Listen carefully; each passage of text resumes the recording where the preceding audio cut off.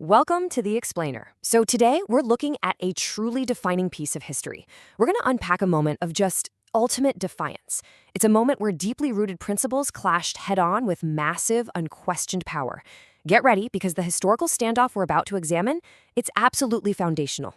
Before we really get into the history, I want you to ask yourself, what would you actually risk to stand up against injustice? You know, it's pretty easy to say we do the right thing. But just imagine facing down the absolute power of a massive empire, knowing full well that just saying no could literally cost you everything. Well, that raw, unyielding courage, that's exactly our focus today.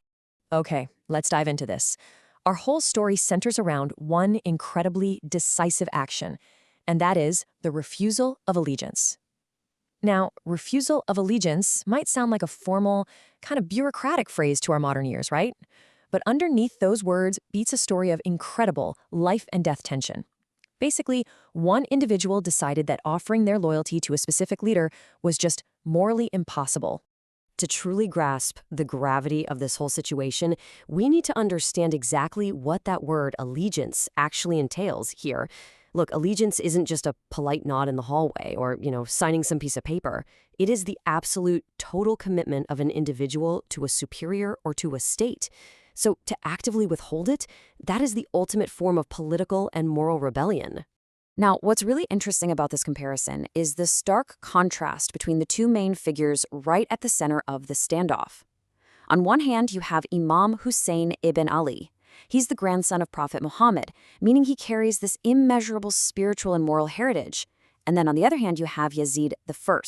He's the Umayyad Caliph, representing vast worldly authority and the sheer military might of a massive empire. It's like a total clash of worlds. And our source material lays it out so plainly. Quote, Imam Hussain ibn Ali refused to pledge allegiance to the Umayyad Caliph Yazid I. Let that sink in. He refused, despite the vast, intimidating machinery and the looming threat of the entire Umayyad Empire.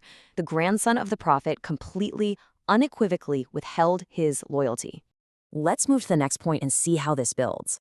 You see, this defiance wasn't just some clever political maneuvering. No, it had a deeply, deeply rooted moral motivation. Hussein recognized the rule of Yazid I is fundamentally unjust, and that completely shifted the paradigm for him.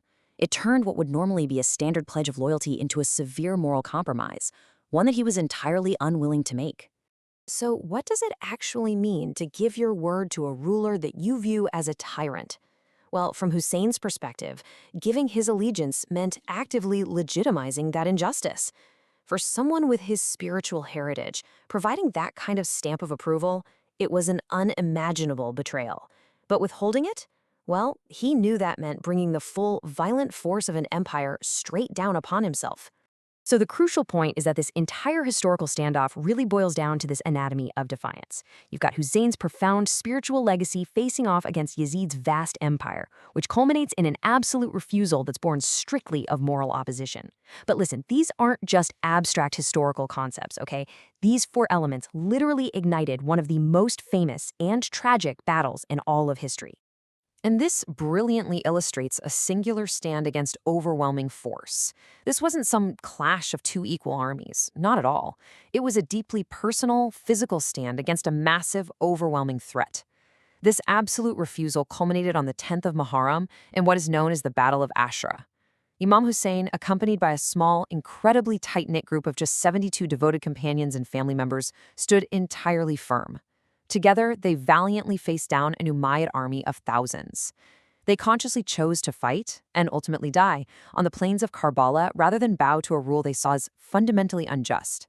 I mean, it is the very definition of speaking truth to immense power. So how does Hussein's defiance echo through history whenever unjust rule is challenged?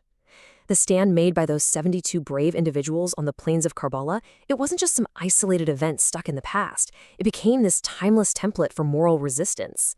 When people stand up to unjust authority today, regardless of the terrible personal cost, they are channeling that very same spirit. So I'll leave you with this. Where do we see that same unwavering opposition to injustice playing out in our world right now? Think about it. Thank you so much for joining me for this explainer. Keep questioning, and I'll see you next time.